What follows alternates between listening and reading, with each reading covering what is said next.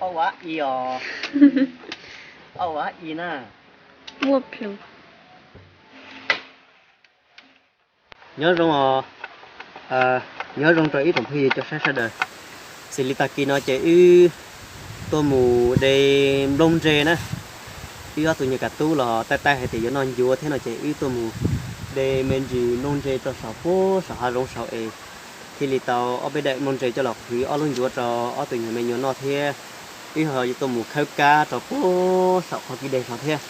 sau là cũng mua cá thế chạy ư để đông rê ta chạy ư mà liền một khâu xếp của tao ở bên tụi cá cho là một chỉ trong cái nó thế cô xử lý cho mộtตัวcủa cho tao non dùng mỏ thế ít tuần sau nó chỉ bỏ ít nhiều cho xong gì thì cô chỉ ít tuổi xong cho là uo bà phua ít biệt thì tao phải cho là ngộ phua là đây nè thì ít trong phơi cho sát đời tiền này chịu ra chỉ để họ rồi một sai thì tiền đông để thế cái cái trong nó thế cú chua tụi nó cho bé lại mà đi mù nữa chua ít tụi bà cho nó gọt phua cho con hôn nó ít tuổi trẻ ít tụi bà ít tụi đồ ăn gọt phua suy trẻ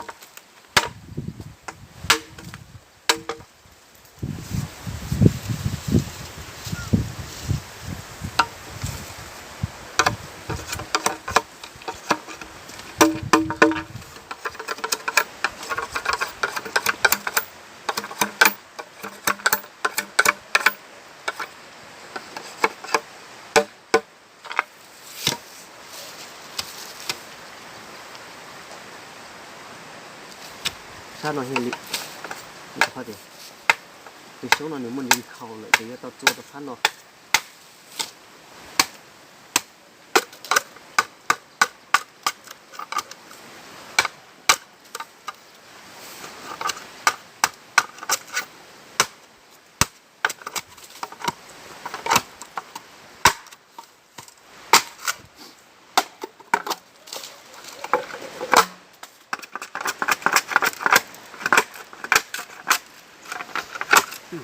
lại cái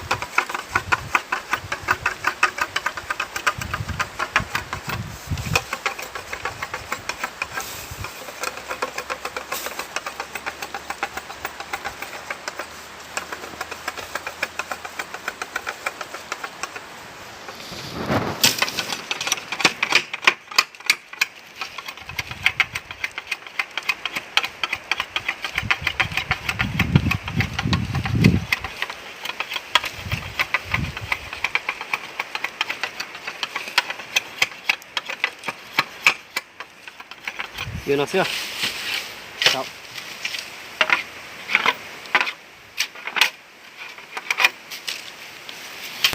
bây giờ chế bọn này ta tổ một đề trong đồng chế ở nằm đó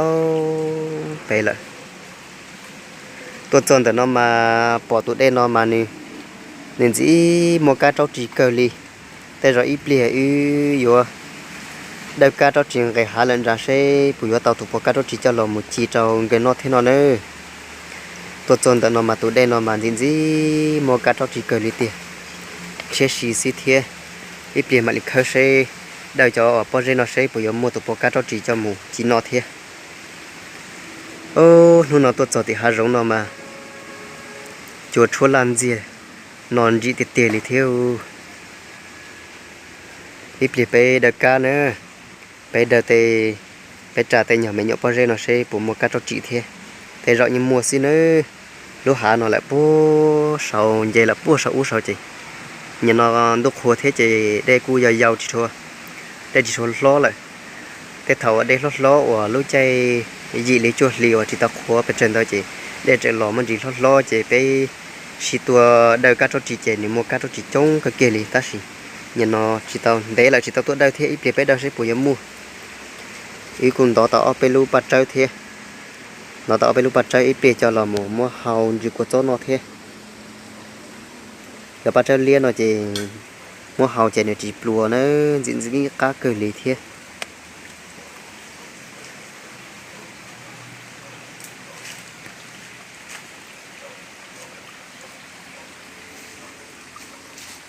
เฮานอนเนอะในใช้เฮานอนเนอะกาติสืออีลูกขอกาติสืออีลูกขออ่านได้ละเฮาเนอะอีเปียสิหมดได้เฮาใช้ปุยปกาเทีย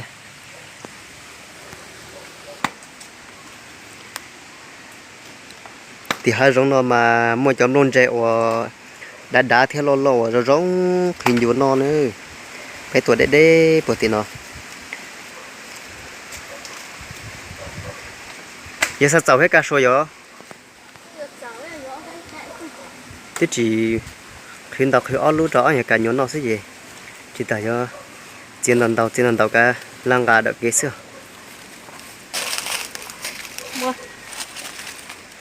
ที่เจ้าเหรอจำลองเจนมานี่ดอกติดเตี้ยเนอะจอนอตาสีจีม่วงเบาอยู่จะหลอกถือเทียเสียไปได้ซื้อเสียจิตาจอนอเทียถ้ามาลูกชีนอเจนดูโคเทียลูกชีนอเจได้กูจะเย้าเกิดเจนเชก้าหอเขียตาเจโตเราชีว่าไปเอาเขาได้ไปละซื้อหอเจียวลีเจยิงมัวก้าเกิดลีนะ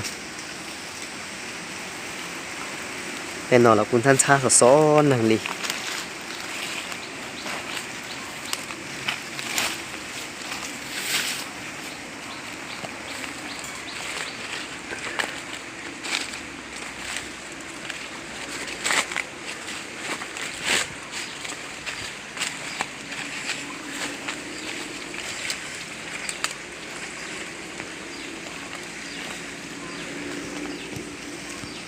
ก็แช่จินดาน่ะแค่หนูตัดจอดได้เนี่ยเราจิตตอแล้วเนี่ยพอเตาซิจิตตอกันอีตัวโปติตัวเนี่ยพาติน้อยจะอย่าพาติว่าฉันดูได้จะพาติน้อยแล้วเนอะตะกี้น้อยจะไหลเตาได้เทเจได้เล่นเดียอยู่เทลีใจต่อโปตัวเทียอีเดียจะเต็มหมู่จนใจจะเต็มแล้วชดจอได้แล้วจอได้จีใช้อีมังกัวเนอะกัวพัวหรอปูละหลายจอได้เทียแต่โตเกินลีเทียเหรอเดินก็ใช่มาดังแกหาใช้ผมมั่ว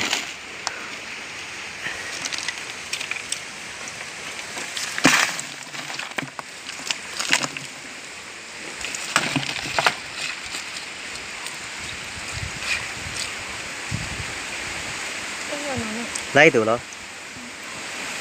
โมกาเกิดกินลีเนอร์กูปอนเนียนนี่หยกเขาได้รอซิหลอที่ต่อยตัวมันหยกกาเลยนี่เตะเจเตะเราจะต่อเอาไปตัวกาจะเราหมดจีเจ้าโอ้ไม่ไอซื้อกูสัตว์เราล่อหน่อยขอกาเมย์กาที่กาจะดีจ่าเราชัวเตาสิเมย์ล่อเราชัวเตาเราสิเจ้าหมูจีเจ้าตัวเมย์ย้อนตัวเมย์ย้อนมาอย่างเงี้ยนอกกาเกิดเทียกาเทกามาอย่างเงี้ยนอกเกิดลิอย่าต่อเจ้าหมูเจ้าตัวเมย์ย้อนเลย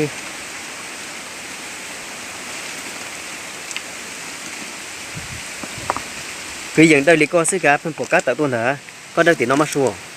ก็ได้ตีไอ้เนาะก็จะลูกขอตีน้องกาซื้อโลหนึ่งตีน้องอยากได้ตัวมา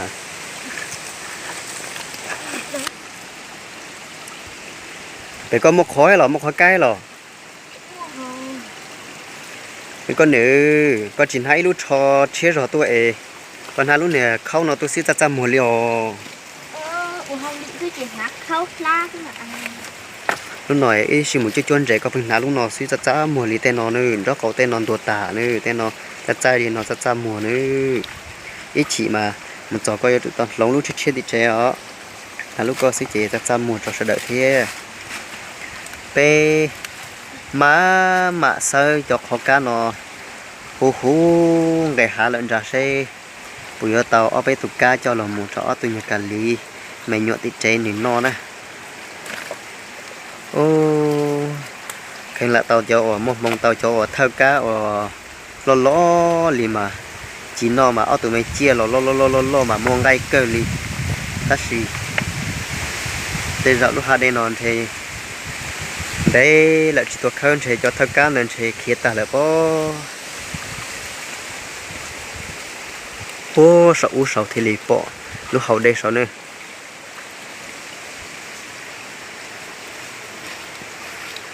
ก็thái không đấy Bộ này à. chắc nó đi sâu quá rồi lâu quá mình không ra cái chú này Vừa chỉ nhỏ. Ừ.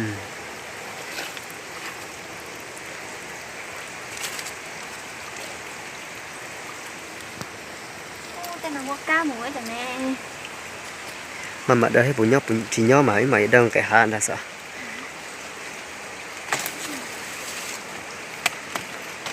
Tặng hơn. tàu xe của bò cá tàu tua Tặng của cá này. chỉ bỏ chạy một khăn ra khăn cái hạn ra hiếm mua nó khó giấy cho nó gọt to cho nó cho tê độ cho cá lo chứ đừng gọt to gọt to mà hẳn núi ấy món tu trọ hay bỏ xương Giờ tới chưa?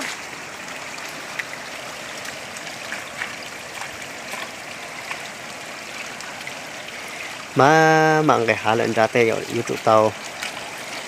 ở bên tủ thế chỉ tao khơi ta sử dụng rèn vấn đề để yêu trụ tàu ở bên tủ xin ta nữa thì nó không mua đê này vậy mua đê chỉ yêu trụ mua cá xứ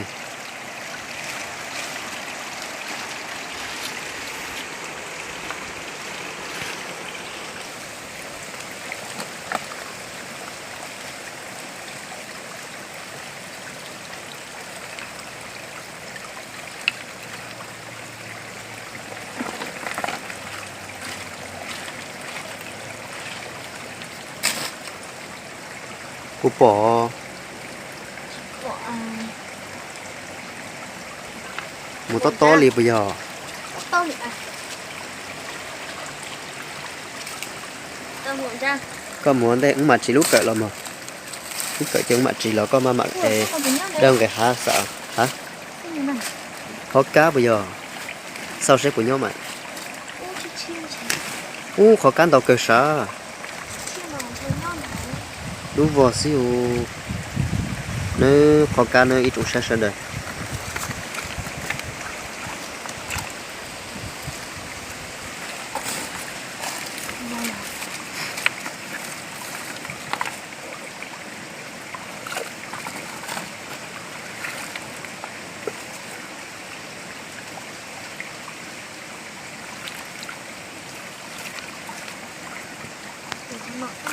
Cá.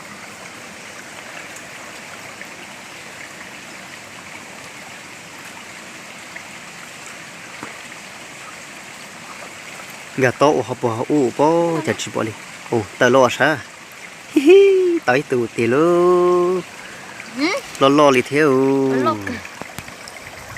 tao ó tu là nó rồi xe ta đi thì thành thấy chỉ tàu cá nó ta xìm mà cô tàu lo tự tua lại thế Nhảy từ mộng. sao không có nhà ưu đơn cái hai lần ra tây rồi vô trụ tàu ở bên tụ nhà cho làm mù chi thế cả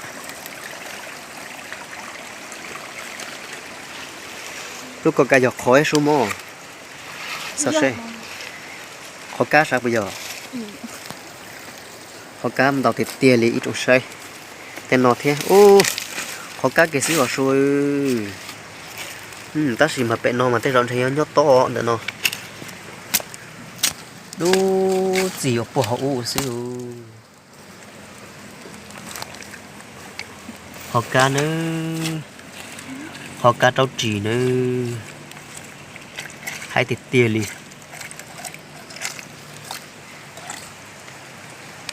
lại tủ li nọ nè Muốn ra. Ra nữa. lấy tuổi lọ bộ bọ cá hả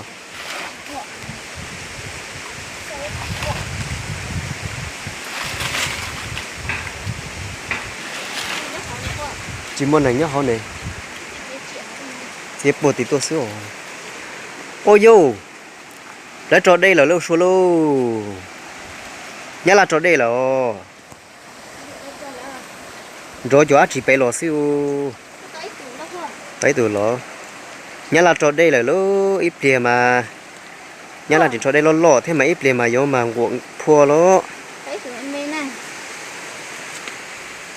ไล่ตูติซาต่อไปตูละลูอีโอเปลูta chỉ mà nhớ là trò đề mà ít liền ít mà nhớ nhiều đấy nhớ là trò đề lo họ tự用của bùi là bùi tao ít liền chế ít ra bà đuông của chế cho sống ra hay liệt tao nhớ là trò đề là nè trò khó hay thì ngày thấy cá lì thiết gì giờ tao uổng mình nhọ con dùng ấy tao khó cứ để sẽ chỉ dạ từ chuyện nói dạ từ nó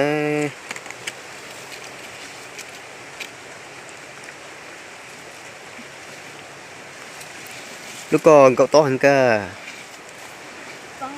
chỉ bỏ mà sĩ mà li mù ra trên chỗ cho chơi mua can tao mà li một khơi ra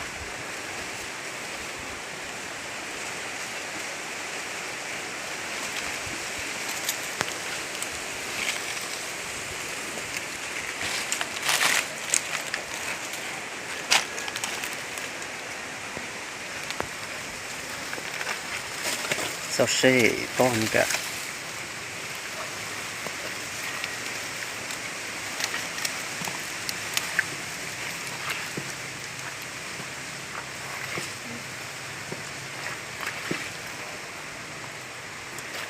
là mấy tụi này khai là mà tay con uốn là mà ông xí rõ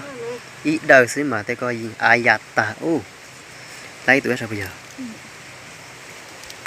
i o p plau tù lại lỗ giờ mà suy om một trò cậu tù chế tay rộng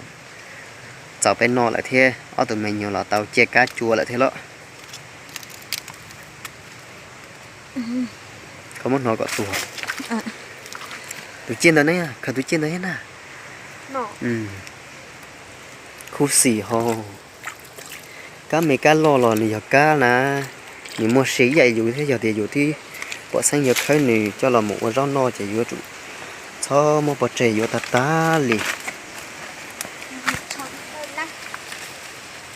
lấy plau tủ lại nữa hai tiền tiền lì một can tàu tiền lì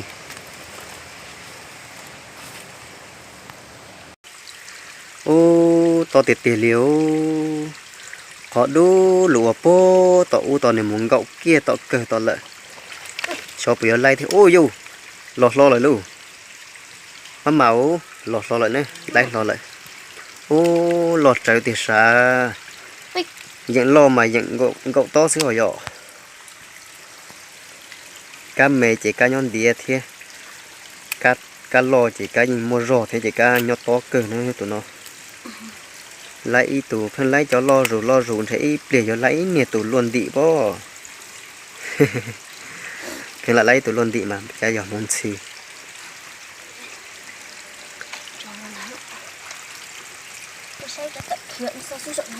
tụ nói chơi giờ tụ thích trâu là nè ít khơi ít chỉ thon đầu thế ít khơi ít thọ khơi cậu tùng gầu xí ở cái ít giờ chuyện này còn nông thế ta chỉ ít thọ khơi cậu tùng gầu xí nè một trâu ở tụ mình nhua nò này thế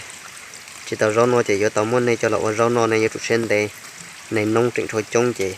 này mà liên hoàn vợ nữa sen đây nữa mấy cá nữa ít chỉ thon đầu ít thọ cậu tùng gầu xí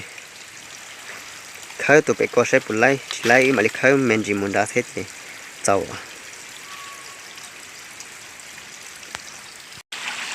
để bố sáu ngày là cho thằng họ nó cho thằng tia họ nó lại chỉ sao sẽ buổi tàu yếu tuần gì thế chỉ chia lỗ lúc kia để nó mà muốn gì chùa cờ li bố thầu mà bé tôi chuan gì chùa mà mua cờ li nhẹ nó là như mua người ta xì nhẹ nó là cho đây lo thế chỉ là chỉ cho tàu đây thế bé mù dọn rễ đây thế mù chúa vạn đầu là xí chỉ bé chỉ xem tôi chúa ta nhận gì chùa nó lại thế vì cho họ thì bé nhớ cho party là gì để sát cho sát thì nó chỉ để học cùa lại nữa mấy tụi đây lo bé tụi đen chúa lo học cùa lại chị sát tua là cu tua tàu thế ta xì đây lo thế chỉ muốn nhìn thành trái đây thế chỉ tua rộng búa xí nôn nó là tí giờ lại tàu đây thế ít thì tàu cái tua để lông chạy thế tua khơi cá giờ là sao tàu đây mà đây lo cờ lì là lá của y rọc phụt là tụi đây nó nữa thế xử lý ít chỉ là tí trọ đây là thế tí trọ đây nên đứa trả nó là thế ta xử ít đi chỉ mà lấy xí rong gỗ tép phua xe thì liền một tàu xin nữa ý trọ phải sai sai đời lên từ họ xem nó là họ sai pe mùa gió sai họ rong đi chợ thế họ tàu cũng đã chỉ thế đã chỉ xí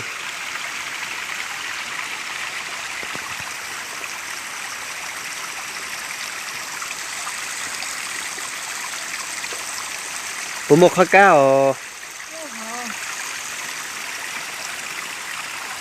ở rồi ít chỉ ném mua chỉ tự tổ tu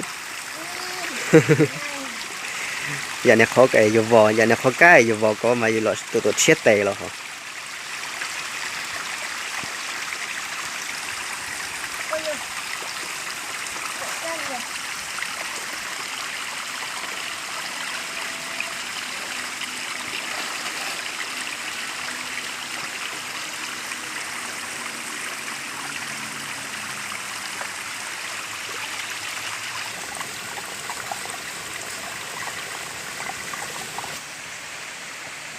gạo tốt thôi là thứ chỉ lấy bây giờ bé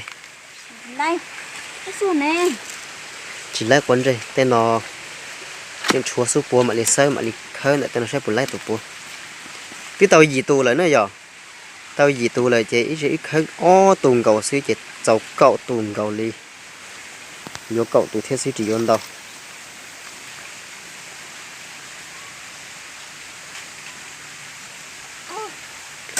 chỉ bỏ đó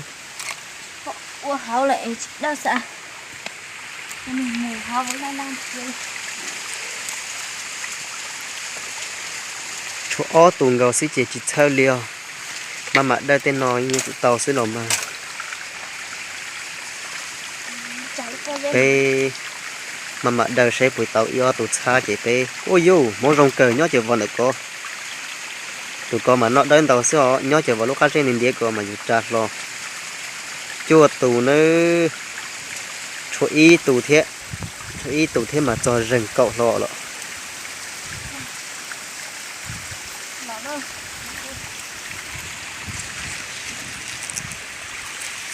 mà tổ của thế ó cũng chỉ ấy trời cỡ thế tuột trời lú nhiều sáu tông thế chỉ chị bùa đỏ còn đây cọ thế lùm lùa thế này ạ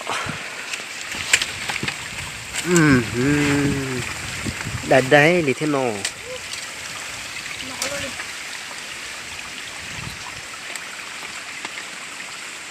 nó cũng mua nè ô thằng xa lì à mà mấy gì con đó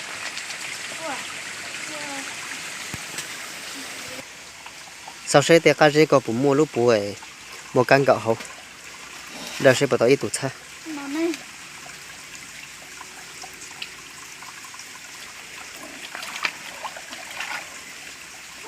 nè cũng mà bao trội chơi cực kia li cũng chơi lúc bao rê thì nhìn chỉ một cá mà cũng nhìn hay có đời mình tàu trời thiên đó tàu lu cậu tù lu xuôi trên trai này không sợ đâu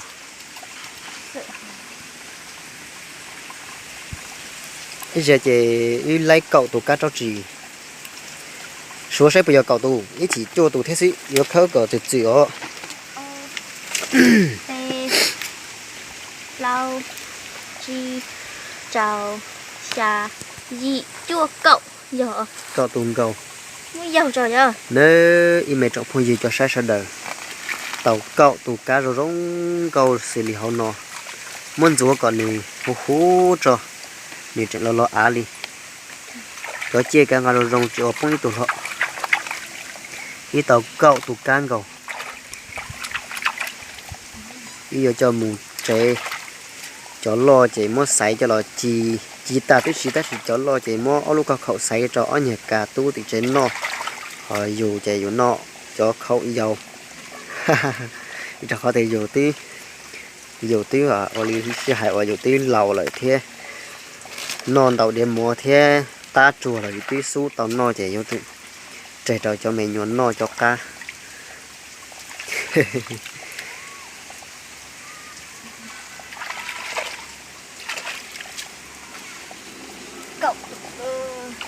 dưới lì có xưa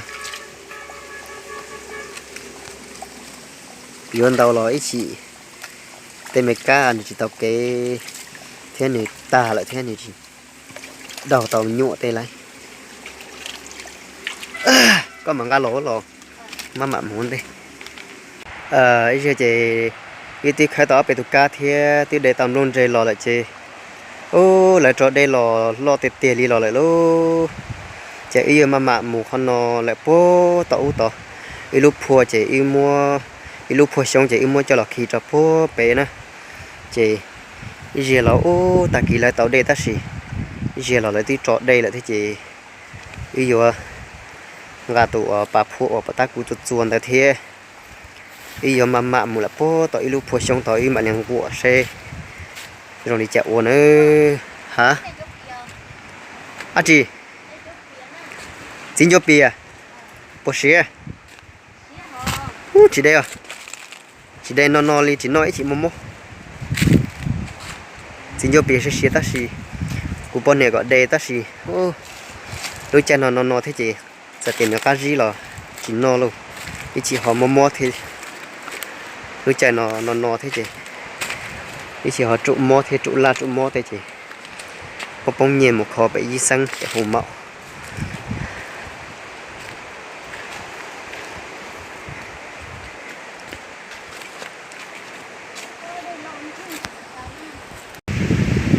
y lúc phua na y khi lúc phua trò po hậu nọ chị y sẽ y ngày lúc trà po sợ nọ lò một trò sáp po tí